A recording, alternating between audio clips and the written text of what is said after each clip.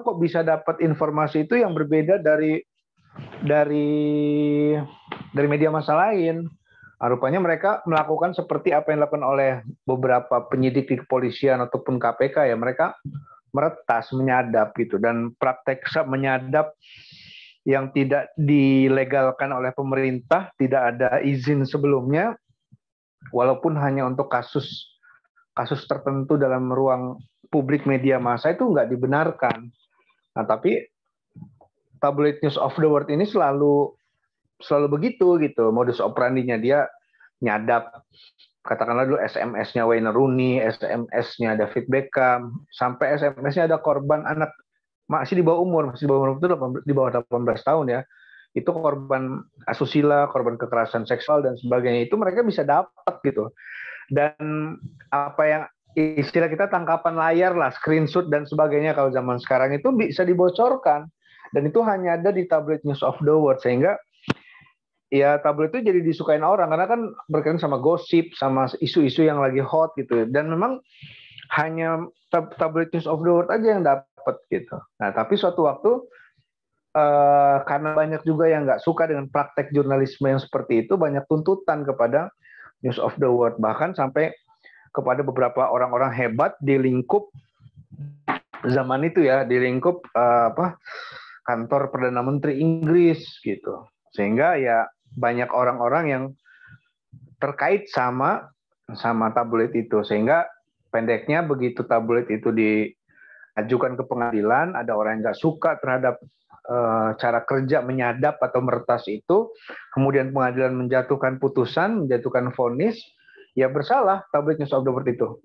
Ya karena dia bersalah, ada tuntutan sebagai sebuah sikap yang bertanggung jawab oleh pemilik medianya, maka tabloid itu ditutup.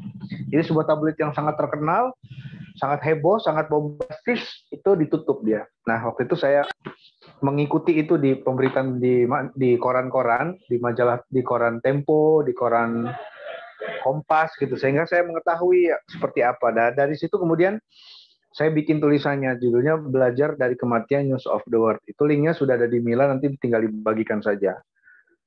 Nah, itu saya memaparkan awal kenapa News of the World itu begitu. Kemudian saya analisis dengan mestinya seperti apa jurnalisme itu bergeraknya, prosedur yang harus mereka lakukan itu seperti apa, sehingga tidak menjadikan itu sebagai sebuah bentuk prosedur jurnalistiknya.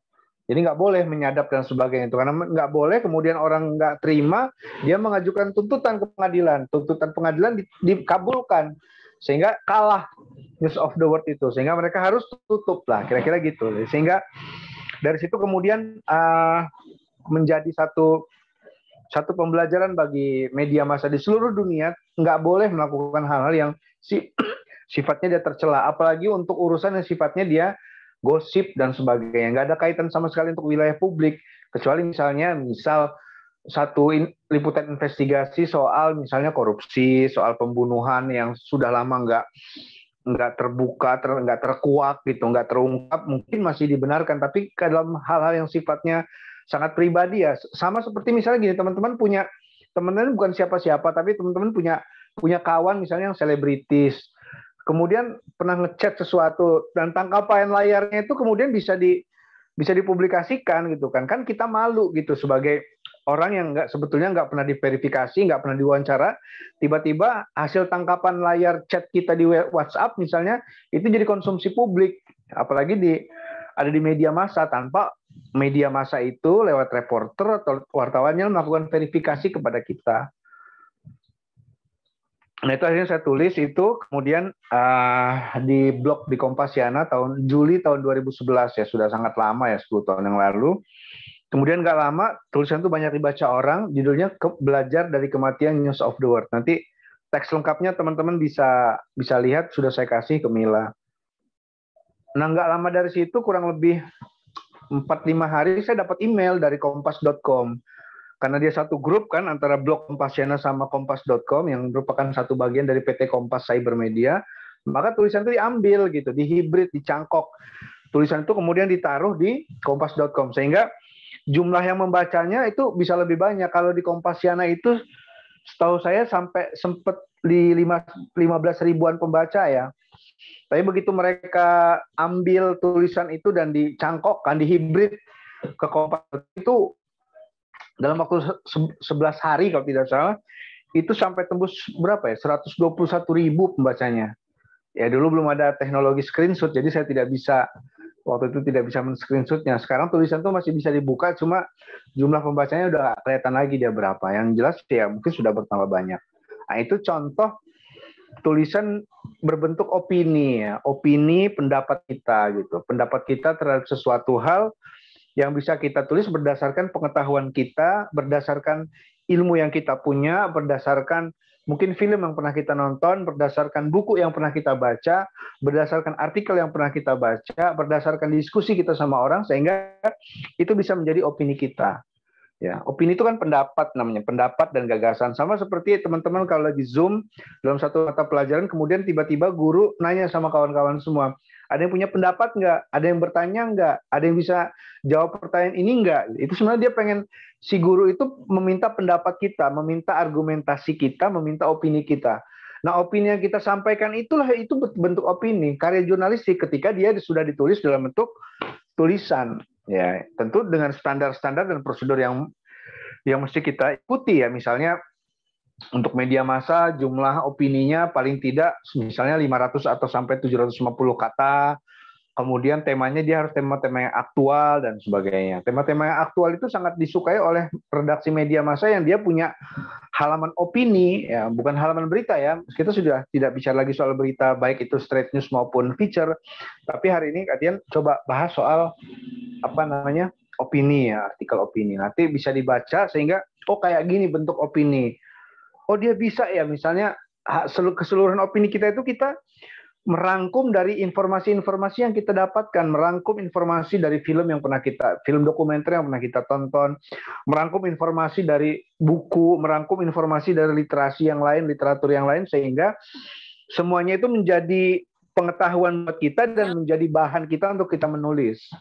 Nah itu opini dia sifatnya. Ini sangat berbeda dengan berita ya, baik itu berita langsung straight news maupun berita feature yang sudah kita pelajari sejak kita di pertemuan kedua dan ketiga. Jadi hari ini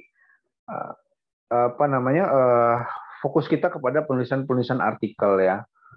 Artikel opini misalnya, itu juga bisa teman-teman tulis. Misal begini loh, soal pelajaran tatap muka nih, pembelajaran tatap muka di kelas misalnya. Kita punya opini apa terhadap pembelajaran tatap muka itu? Kita pro apa kontra? Kita setuju apa enggak?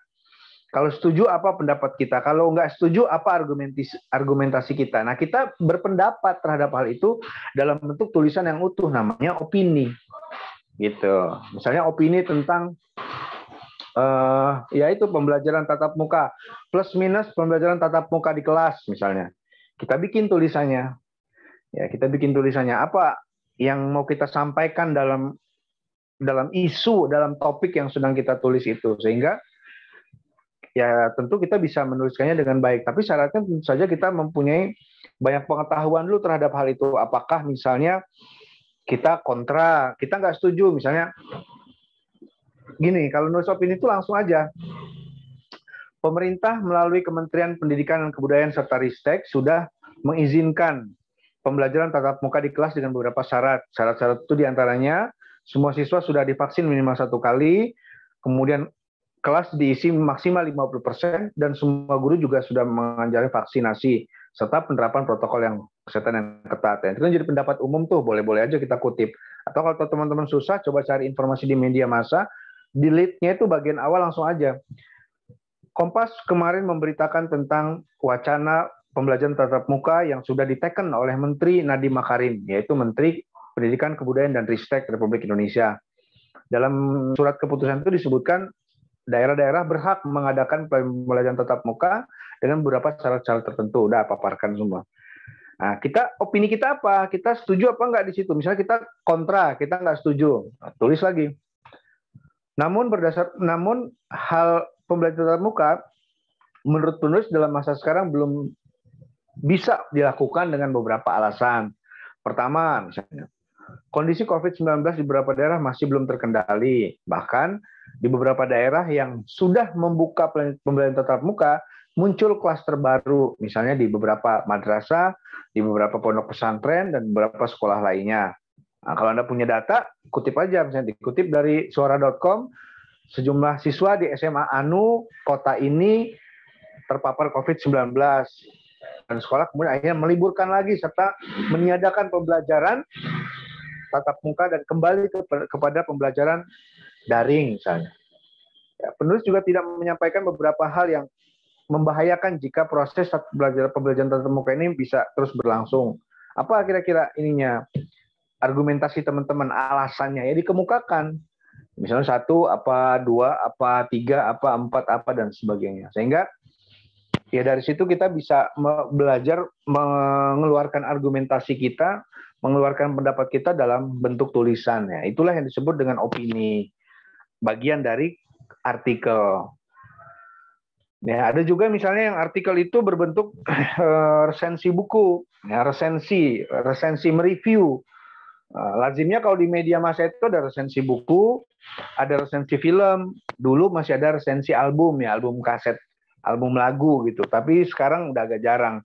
Tapi meresensi satu buah lagu juga bisa, meresensi meresensi buku, meresensi film gitu. Jadi mereview itu adalah menceritakan ulang dia. Menceritakan ulang film yang sudah kita tonton, menceritakan ulang buku yang sudah kita baca, menceritakan ulang lagu yang sudah kita dengar, kita maknai, dan sebagainya. Tapi tidak hanya menceritakan ulang, nah, teman-teman dalam konteks dia menulis opini harus ditambahkan juga misalnya dengan plus minus dari objek yang sedang kita liput itu, atau objek yang sedang kita tulis itu. Misalnya habis membaca novel siapa? Terelie misalnya, judulnya ini. Setelah kita paparkan, kita punya pendapat terhadap novel Terelie yang itu.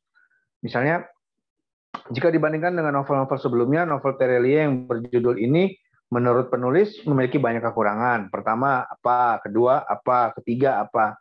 Jadi teman-teman boleh mengajukan usulan, mengkritik isi buku itu, mengkritik, ataupun juga memuji boleh. Misalnya, karya Terelie yang ini misalnya, jika dibandingkan dengan karya sebelumnya, termasuk yang paling monumental. Misal dikutip dari beberapa media massa, jumlah novel yang ini terjualnya lebih banyak daripada novel-novel sebelumnya.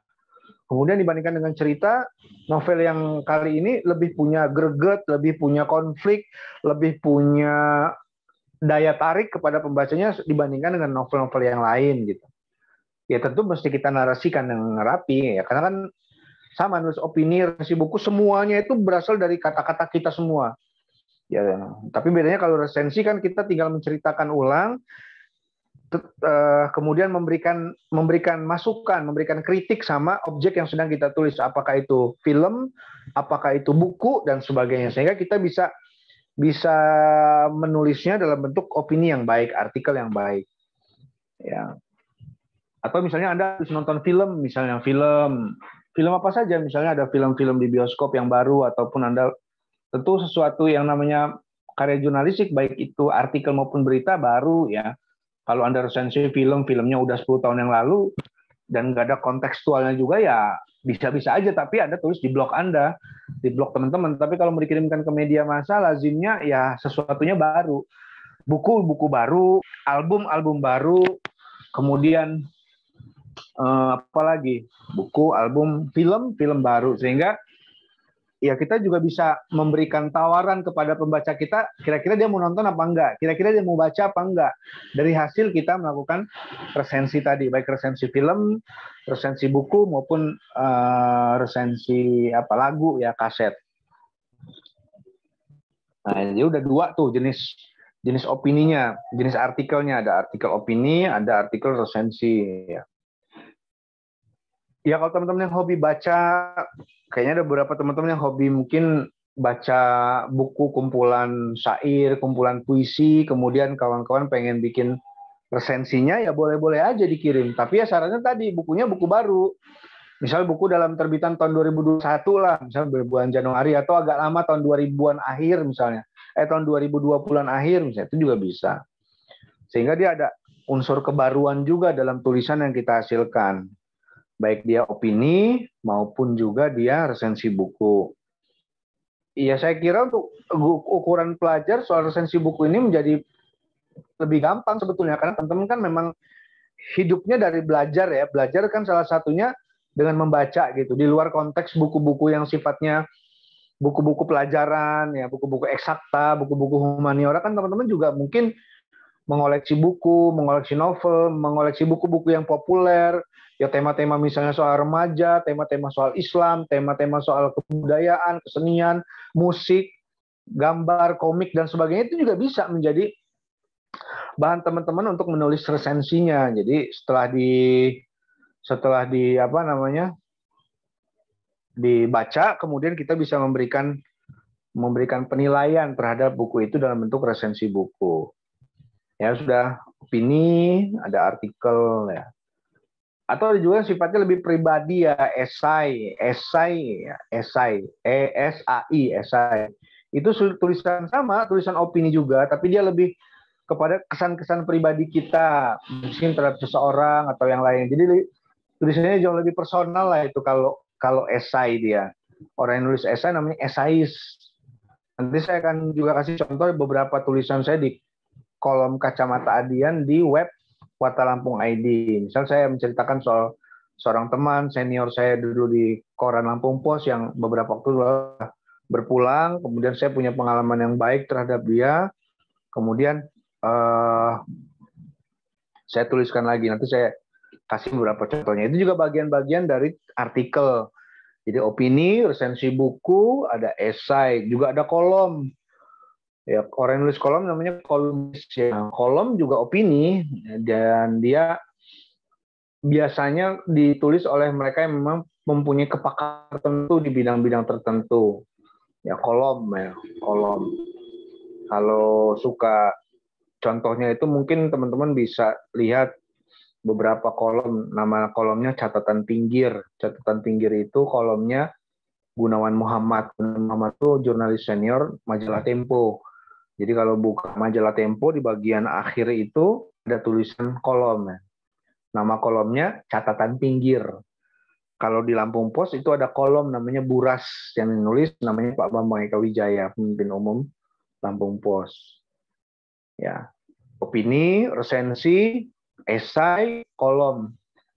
Itu adalah bagian-bagian dari jenis-jenis artikel yang bisa teman-teman tulis, baik itu untuk di blognya maupun juga untuk dikirim ke media massa dan sebagainya. Nah, sebetulnya untuk ukuran ukuran sekarang memang jauh lebih efektif untuk menulisnya di media massa online, karena trennya memang sudah begitu. Ya, koran masih tetap ada, cuma dia lebih sangat spesifik dan jumlahnya juga nggak banyak. Dan jumlah pembaca koran juga sekarang kan jauh berkurang. Ya, jangankan yang usia teman-teman, yang seusia saya pun sekarang juga mungkin Mila atau yang lainnya juga udah jarang baca koran. Maka menulis opini juga ada ruang-ruangnya di media massa online. Ya, di Detik kan ada Detik. Ya, di blognya Detik itu juga banyak opini. Kemudian kalau Anda pengen belajar nulis opini yang baik, esai yang baik, contoh-contohnya misalnya juga bisa rajin-rajin baca mojok.co ya. Itu juga kadang-kadang unik, ceritanya lucu gitu. Itu di mojok.co. Itu juga teman-teman bisa baca di situ, bisa belajar sendiri gitu. Sebetulnya dalam konteks menulis itu, kalau kitanya rajin membaca, kita bisa ngeh sendiri, bisa bisa dong sendiri, bisa paham sendiri gitu. Oh, jenis tulisan ini nanti kita baca, oh ini jenis tulisan esai, oh ini tulisannya opini. Dan di Facebook, Instagram juga banyak itu tawaran pelatihan menulis opini ya. Ada beberapa mentor-mentor yang masih muda dan sering nulis di blog Detik ataupun di mojok.co juga yang menawarkan pelatihan berbayar ya, pelatihan berbayar untuk penulisan opini. Nah, itu juga bisa teman-teman ikuti sehingga menambah pengetahuan terhadap bagaimana sih cara kita menulis opini gitu. Ya, untuk teman-teman SMA juga bisa, tentunya hal yang sifatnya lebih ringan. Misalnya kawan-kawan nulis soal budaya K-pop, atau misalnya vaksinasi untuk pelajar, kemudian misalnya plus minus pembelajaran daring, misalnya plus minus pembelajaran tatap muka di tengah pandemi, kemudian soal pendidikan karakter di tengah pandemi, bicara juga misalnya soal Menteri Pendidikan ini kan ada program kampus Merdeka Belajar, kampus Merdeka, teman-teman bisa kritik itu, bisa memberikan masukan soal itu, apa saja. Yang jelas namanya opini pendapat kita terhadap satu hal. Ya, tentu dia punya prosedurnya. Misalnya kalau teman-teman cuma ngirim 2 alinea, nggak kirim opini, cuma 2 alinea, ya nggak bisa. Ya harus panjang, dia harus dijabarkan, harus dipanjang-panjangin lah bahasanya itu. Kalau cuma 2 alinea, 2 paragraf, ya nggak mungkin bisa diterbitkan menjadi satu opini yang utuh. Berapa paragraf misalnya? Ya kalau hitungannya 500 kata itu aja, ya mungkin bisa 15 sampai 20 paragraf. Satu paragrafnya terdiri dari 3 sampai 4 kata misalnya. 3 sampai 4 kalimat. Itu kan jumlahnya cukup banyak. Maka saya bilang dari dulu-dulu, menulis opini itu ya sebetulnya kelasnya jauh lebih susah daripada nulis berita. Karena nulis berita itu lebih gampang. Karena ada orang yang bercerita, ada objek yang kita ceritakan, kita tinggal menuliskan ulang aja peristiwa itu menjadi sebuah bentuk berita, baik itu berita langsung straight news maupun juga berita soft news yang berbentuk feature. Tapi kalau opini ya murni gagasan kita semua, meskipun ya gagasan itu tentu didapat dari kita sering baca, sering diskusi, sering mendengarkan, sering apa ya, memasukkan nutrisi dalam pikiran, dalam kepala kita gitu, sehingga itu menjadi sebuah pengetahuan baru buat kita semua. Tapi kalau misalnya teman-teman atau kita nggak suka membaca, nggak suka berdiskusi, nggak suka berinteraksi sama orang, ya relatif nggak punya pengetahuan yang memadai untuk dijadikan sebagai sebuah opini. Tapi kalau punya keranjingan dalam hal membaca, ya dia punya, teman-teman punya kans, punya peluang untuk bisa menghasilkan tulisan berupa opini, baik menghasilkan tulisan berupa artikel, baik itu berupa opini, resensi buku, misalnya kolom atau esai. Ya, tapi dalam konteks yang paling sederhana ya untuk teman-teman di SMIT Darul Ilmi, ya saya dorong aja buat penulisan-penulisan sifatnya opini, ya, soal-soal yang misalnya ya dan tiap orang juga tentu balik lagi kepada potensi dan talentanya masing-masing. Misalnya kita suka buku-buku Islam, misalnya tentang karakter, tentang Al-Quran dan sebagainya. Teman-teman bisa nulis itu, misalnya mewujudkan generasi milenial cinta Quran, misalnya. Ya udah dipaparkan aja. Dimana sekarang orang nggak selalu suka baca Quran, sudah dinamakan oleh dunia dan sebagainya. Kemudian teman-teman masuk ke dalam solusinya. Misalnya supaya generasi milenial itu mencintai Quran, apa yang mesti dilakukan? Pertama ini, kedua ini, ketiga ini, keempat. Semakin banyak teman-teman tawarkan gagasan, semakin panjang opininya dan semakin layak dia untuk bisa dikirimkan ke media massa. Tapi kalau cuma 2, 3 alinea atau bahkan pun 5, itu masih minim dia, masih minim yang nggak bisa untuk dijadikan satu opini yang utuh. Itu tentu saja nggak bisa. Ya. Itu mungkin setengah jam pengantar dari saya. Silakan kalau mungkin ada yang mau ditanyakan soal menulis artikel gitu ya. Dan kalau misalnya begini, Kak bisa nggak? Saya seneng pelajaran biologi misalnya. Di beberapa artikel-artikel itu banyak penjelasan-penjelasan yang ilmiah tapi populer ya. Karena opini itu kan tulisan ilmiah tapi populer ya. Ilmiah karena memang dia objektif, populer karena bisa dibaca oleh semua orang. Misalnya kita pernah banyak baca soal COVID misalnya. Kemudian kita punya pengetahuan baru yang ingin kita sampaikan kepada pembaca kita berkaitan dengan COVID ya. Silakan aja ditulis. Misalnya COVID-19 tidak seseram yang kita bayangkan. Teman-teman bisa nuliskannya itu. Dari judul itu sudah bagus. Tinggal bagaimana ketika teman-teman ngetiknya, menuliskannya itu bisa menjadi satu tulisan yang baru. Baru dalam artian tulisan yang punya tawaran gagasan yang lebih segar ketimbang tulisan-tulisan yang ada. Jangan malah kemudian teman-teman bikin tulisan yang reproduksi ulang gitu kan, yang sudah ada kemudian bukan dijiplak sih tapi diketik ulang, cuma nggak ada sesuatu yang baru gitu. Nah itu nggak begitu bagus. Opini yang baik itu ya tentu dia tetap menawarkan sesuatu gagasan yang baru yang belum pernah disampaikan oleh orang lain, meskipun secara umum orang sudah tahu isu yang sedang kita bicarakan ini soal COVID-19 misalnya. Tapi kita punya gagasan, kita dengar dari orang, kita baca-baca sumber-sumber atau referensi-referensi yang baik, yang bagus, yang oke, yang valid. Kemudian kita bikin satu tulisan misalnya COVID-19 tidak seseram yang kita bayangkan. Nah, tapi tulisan Anda memang harus merujuk kepada judul sehingga ketika orang baca tulisan Anda, tulisan teman-teman, mereka sudah punya gambaran bahwa oh iya memang si penulisnya bisa mengutarakan gagasannya dengan baik, menuliskan alasan dengan baik kenapa disebut COVID-19 tidak seseram seperti yang kita bayangkan. Itu juga bisa artikel-artikel soal apa ya soal pendidikan juga bisa, hal-hal yang lebih ringan juga memungkinkan gitu. Yang jelas ya teman-teman harus ya tadi sama seperti pembelajaran kita di awal-awal ya harus banyak membaca juga. Coba buka-buka mojok.co itu artikelnya lucu-lucu di mojok.co itu. Dia kadang-kadang satire ya, nyinyir. Satire itu pengen ngomongin orang tapi pakai percontohan lain misalnya. Itu juga bisa. Buka-buka blog Detik misalnya. Atau teman-teman masuk ke blog kompasiana.com, lihat tulisan para blogger-blogger itu.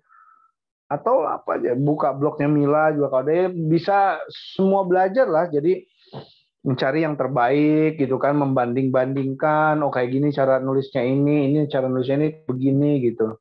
Sehingga teman-teman ya punya cukup tenaga, cukup pengetahuan untuk menjadikan itu sebagai sebuah bahan tulisan. Tapi kalau misalnya memang nggak punya ketertarikan sama sekali dengan dunia literasi, ya nggak bisa.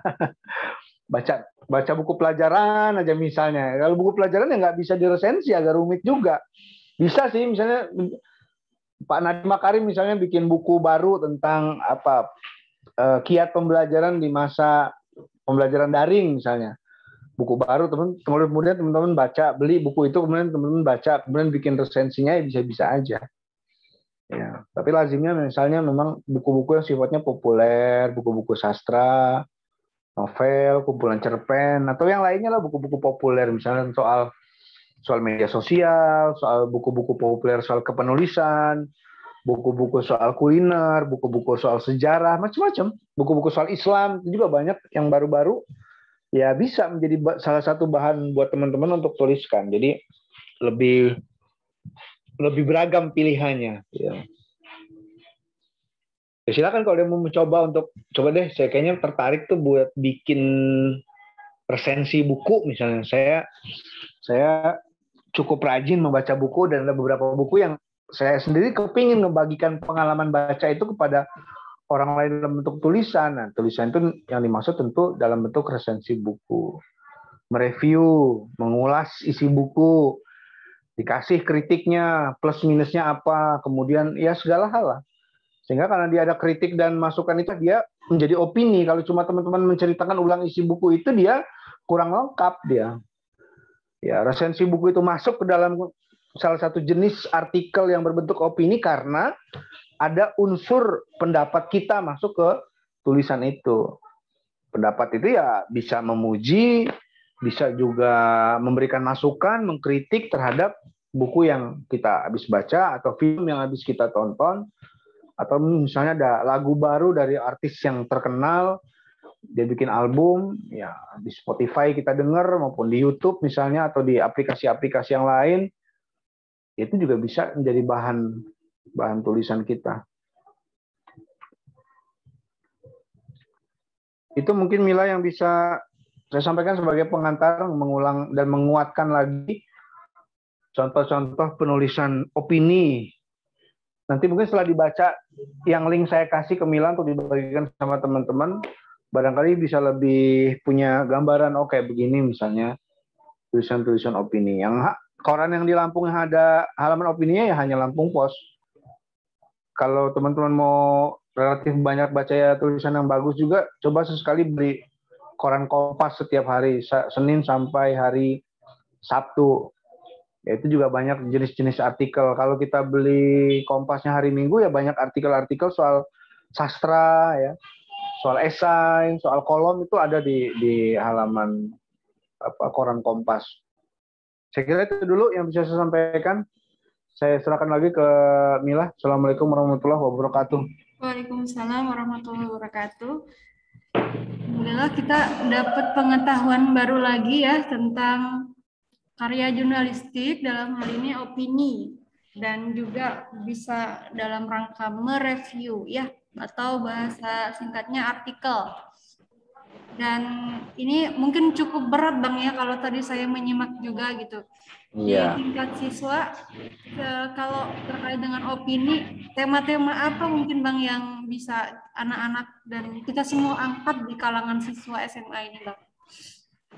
Ya, misal gini,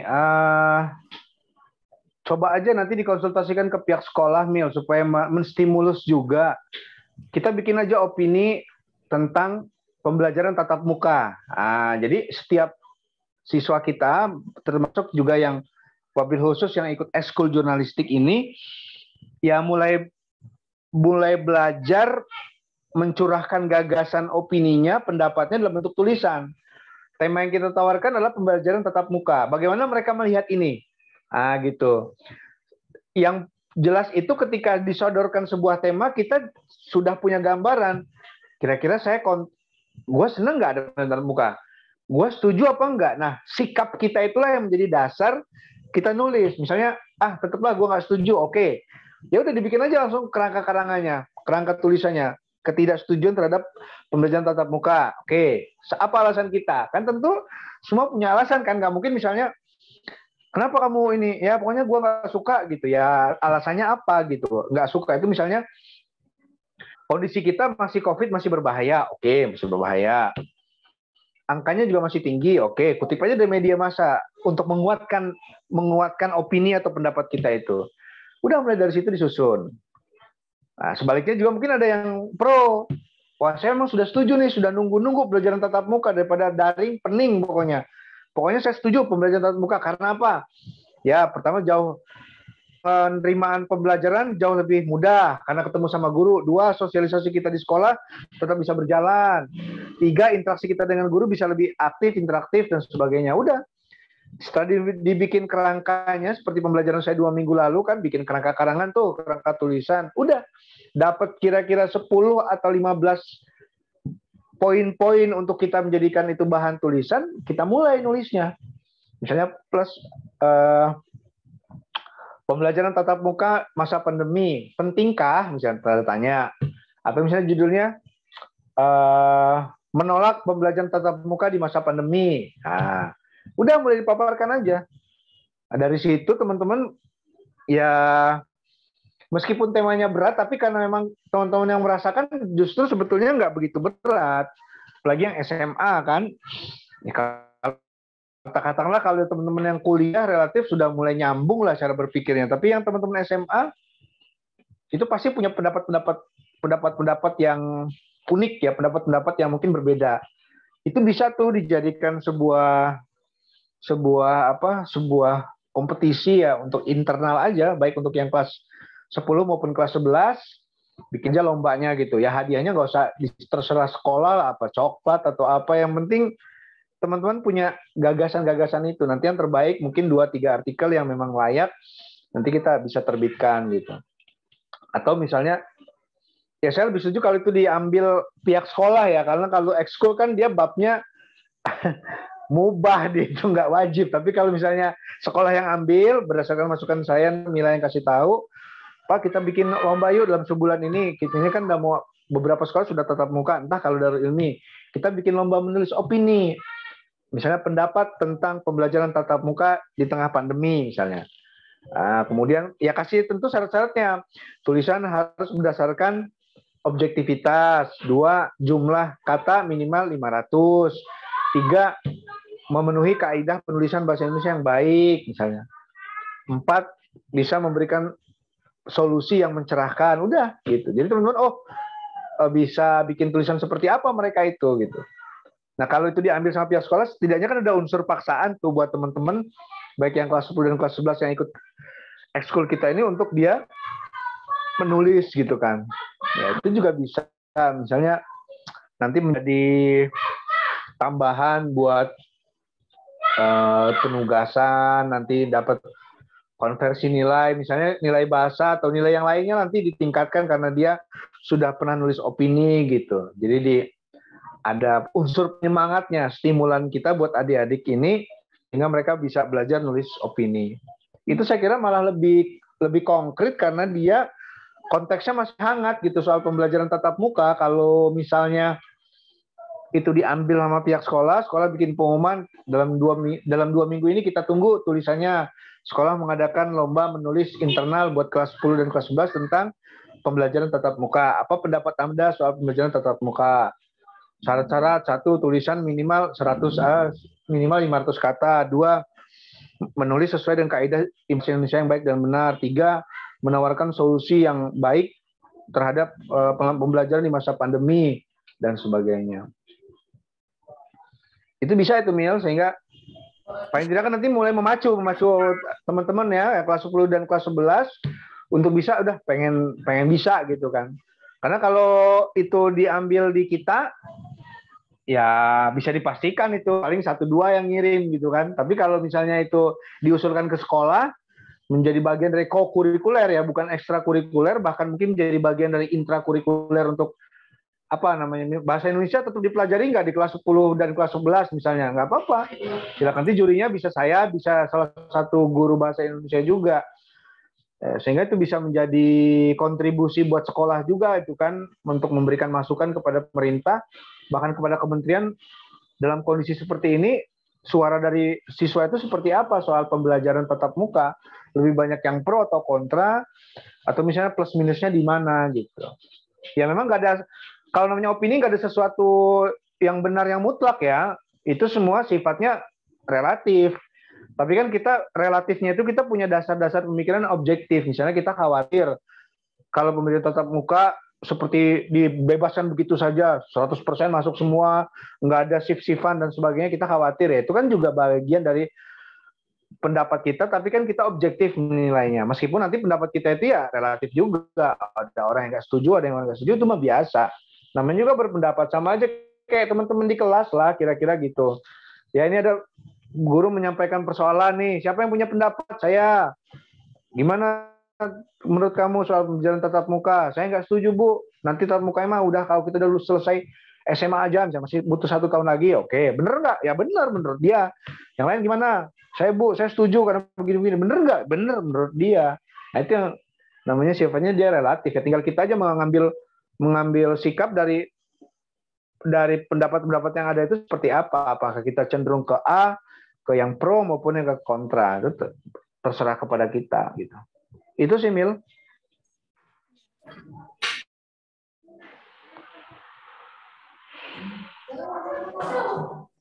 Dari teman-teman yang kelas 10 belum hadir semua, baru ada 1-2 orang yang hadir Bang.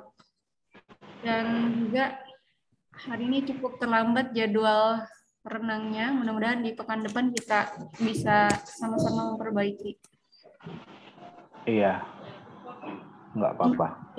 Untuk kelas 10 sendiri ada di ruangan bersama Mila di sini, Bang. Mereka gitu. tidak di on kamera di sini. Oke. Teman-teman yang ada di sini di dalam room dan juga di ruang kelas 10, kalau ada yang mau ditanyakan, kalau ada hal-hal yang mau dikonfirmasi ke Kak Adian, diperbolehkan nih.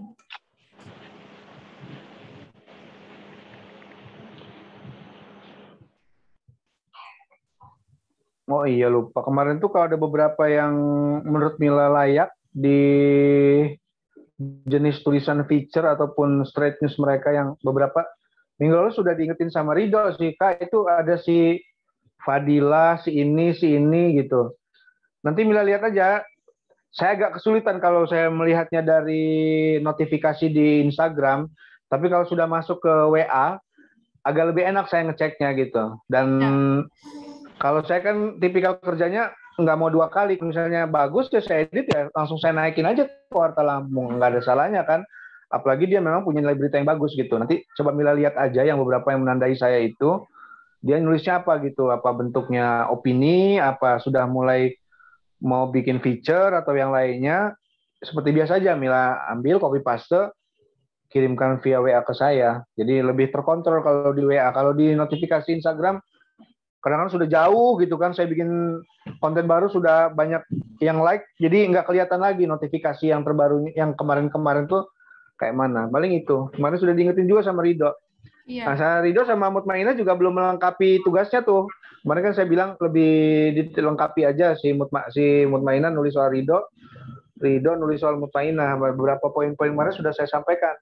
Angkat ini, jangan sekedar cuma dia namanya ini, sekolahnya di sini, tapi lebih pada profesi yang selama ini digeluti, dalam artian talentanya mungkin di bidang komik, satu lagi di bidang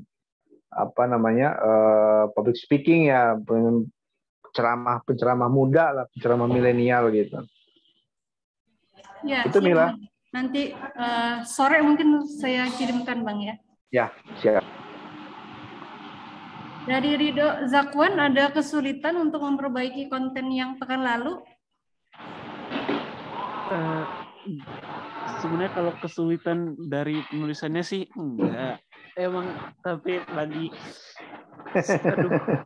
banyak banget itu. Oke. Jumat kemarin kan tadi yang kemarin kan kemudian Jumat ini langsung ditanya aja sama Mutmainah, wawancara lagi. Tapi Jumat itu saya ada gambar yang harus saya selesain. Nah, habis itu saya tanya ke Mutmainah, Sabtu gimana, Mut? Sabtunya Mutmainah yang ini kelas kampung katanya. Pengen Minggu, tapi ternyata masih sibuk. Udah masuk Senin, tugas mulai numpuk lagi. Ya, nggak apa-apa. Ya, bisa. Tapi mudah-mudahan bisa diselesaikan ya, begitupun dengan Kak Mutmainah. Iya Ustazah.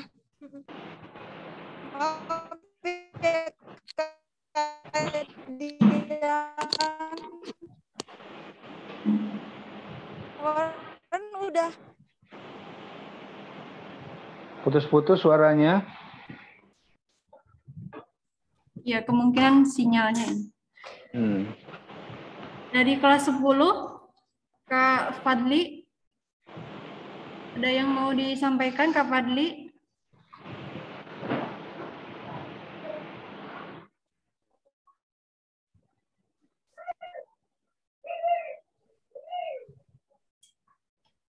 Belum ada nih, Bang. Mungkin Mila coba ingin bertanya ke Bang Adian, dan mudah-mudahan menjadi pertanyaan juga buat teman-teman semua. Bagaimana cara kita ini melatih diri kita supaya terbiasa menulis feature ataupun tulisan-tulisan yang sebetulnya sederhana, tapi kita susah untuk mencerna dalam bentuk tulisan itu, Bang. Menangkap sesuatu itu jadi tulisan. Ya, jawaban yang paling sederhana tentu ini ya, memang harus dilatih gitu, dalam artian membiasakan diri untuk membuat resume terhadap pengetahuan-pengetahuan baru hari itu. Ya, contoh kayak hari ini kan teman-teman sudah dapat materi soal menulis opini dan resensi misalnya. Ya emang harus dirangkum, bikin resumenya gitu. Dan medium yang paling tepat ya saya kira ya, kalau teman-teman punya blog ya blog. Ataupun bisa menggunakan media sosial Anda juga nggak apa-apa. Pakai Instagram, pakai Facebook juga bisa juga. Dan kalau dia modelnya hanya untuk di media sosial kita, ya teman-teman nggak usah dipusingkan dengan teknik menulis berita yang relatif baku gitu. Bikin aja dia kayak catatan harian biasa. Nanti kan kita dari situ kan akan lebih sering berlatih gitu. Misal, hari ini saya kembali mengikuti kelas materi jurnalistik yang disampaikan Adian Saputra. Hari ini Kak Dian menyampaikan tentang opini, resensi buku, dan esai. Nah, menurutnya opini itu begini. Sementara kalau resensi buku, ringkasnya adalah mereview buku, baik itu buku baru maupun sastra maupun buku-buku yang sifatnya populer. Ya diceritain aja apa yang tadi saya sampaikan. Ya, karena kan itu juga menjadi satu pengetahuan umum buat kita. Nah, kalau itu sudah menjadi satu kebiasaan, kita akan mudah gitu. Ya, termasuk juga misalnya, sebenarnya itu memudahkan kita untuk berlatih menulis opini, karena tiap hari kita memberikan gagasan-gagasan, tidak barangkali juga gini, setelah kita menyampaikan bahwa hari ini saya mengikuti begini-begini, kemudian kita tambah aja dengan tulisan kita sendiri. Yang saya masih bingung sebetulnya bagaimana memulainya gitu. Memang sih Adian sudah menyampaikan beberapa tipsnya, misalnya dengan membuat kerangka terlebih dahulu, begini, tapi saya masih kesulitan gitu. Saya masih ada hal yang sulit untuk saya ungkapkan ketika awal kita menulis itu. Udah selesai sampai di situ. Ya kita tulis itu juga sudah merupakan bagian dari melatih diri kita untuk terbiasa punya kultur nulis yang kuat gitu, nggak apa-apa. Apalagi itu kan hanya buat di media sosial kita kan, itu malah sebetulnya bagus gitu mengisi media sosial kita dengan informasi yang beragam, informasi yang kita alami hari ini, tapi dia punya efek manfaat, punya dampak yang luas kepada pembaca kita, bukan sekedar curhat-curhat yang ya maafnya ngomong nggak ada maknanya, kosong gitu. Justru teman-teman malah bagus gitu. Itu kan mengikat sih sebetulnya. Nulis itu kan mengikat pengetahuan kan, sama seperti nasihat Ali bin Abi Thalib kan, diikat gitu. Sama kayak mungkin kita barangkali satu metode yang nggak banyak dilakukan para penghafal Quran misalnya, itu yang nulisnya gitu. Misalnya katakanlah surat yang paling pendek, Inna a'tainakal kautsar, kalau kita misalnya sambil tulis kan dia lebih nangkep gitu. Itu kan cara-cara orang dulu yang masih efektif sampai dengan sekarang. Mulut kita ngomong, tangan kita juga menuliskan. Jadi relatif dia ingatan atau memori yang terekam di kepala kita, di benak kita, di otak kita jauh lebih kuat gitu. Ketimbang misalnya hanya tradisi lisan gitu. Dan kalau kita tuliskan kan dia bisa dibaca kapan aja kan, lebih pendapat kita yang dari lisan. Kalau kita tidak dokumentasikan misalnya ke podcast, ke YouTube dan sebagainya, kan orang nggak bisa tahu. Tapi kalau kita sudah tuliskan itu, kita bukukan, kita bikin tulisannya, kemudian kita sebarluaskan di media sosial, blognya kita rawat baik-baik atau webnya kita rawat baik-baik, ya itu menjadi satu pembelajaran yang penting juga dalam dunia jurnalistik untuk tulis menulis. Saya kira itu, Mil. Ya, jadi memanfaatkan media sosial ya dengan cara yang kita bisa dan hal yang sederhana, ini dimulai dari hal yang terkecil. Di 10 menit terakhir ini kita mau mengadakan tugas lagi untuk pekan depan, kira-kira seperti apa, Bang? Teman-teman ini aja coba mulai, kalau mau belajar menulis opini yang seperti saya sampaikan tadi, kalau misalnya belum bisa kita komunikasikan ke pihak sekolah, ya untuk kelas kita aja belajar nulis opini tentang pendapat kita soal pembelajaran tatap muka. Atau teman-teman yang memang punya kebiasaan membaca kemudian pengen menceritakan ulang isi buku itu, meskipun isi bukunya nggak baru ya juga nggak apa-apa. Misalnya habis baca novel ini, kemudian kita bisa menceritakan ulang, sama kita bisa bikin reviewnya yang bagus gitu kan, bikin pendapat kita terhadap novel itu juga nggak apa-apa. Mau kumpulan novel, kumpulan cerpen juga bisa. Ada yang hobi baca kumpulan puisi juga nggak apa-apa. Seperti itu, Mil. Ya. Nanti kami coba sampaikan ke pihak sekolah supaya diikut dikawal oleh pihak sekolah. Ya, saya lebih senang begitu. Jadi ya harus dipaksa juga kadang-kadang kan. Sudah dapat pengetahuan, kalau dia nggak ada pemantiknya sulit gitu. Tapi saya coba sarankan aja. Hitung-hitung inilah kan memasuki bulan Oktober nih, bulan bahasa. Itu aja. Kan masih ada waktu, nanti bilang paling ya kalau mau terserah internal gimana kalian lah, teman-teman mau dibikinkan proposalnya, pengadaan kegiatan lomba menulis gitu, tapi internal aja. Ya kalau misalnya di kepala sekolah menyambut, kemudian bikin aja, kita buka untuk semua, minimal yang di JSIT misalnya, ya nggak apa-apa. Dalam rangka bulan bahasa, SMA IT Darul Ilmi mengadakan lomba menulis opini buat pelajar dengan tema plus minus pembelajaran tatap muka di masa pandemi misalnya. Itu lebih bagus itu. Ya kan, jadi lebih spektrumnya dia lebih luas gitu. Itu aja paling yang supaya dia punya daya dorong dan teman-teman juga lebih semangat. Khawatir kalau dia memang babnya hanya ekskul, ya kita kan juga nggak bisa memaksa juga gitu kan. Nggak ada reward and punishment-nya nggak bisa jalan. Tapi kalau misalnya itu diambil menjadi sebuah bentuk intrakurikuler, ya mau nggak mau kan, meskipun dipaksa ya mereka punya karya. Itu mungkin yang bisa sampaikan. Ya. Baik. Terima kasih Bang Adian sudah mau bersama kita di 1 jam ini. Dan teman-teman semua, mari kita ditutup Bang Adian ya dengan membaca hamdalah. Alhamdulillah. Dan doa kafaratul majelis. Subhanakallahumma.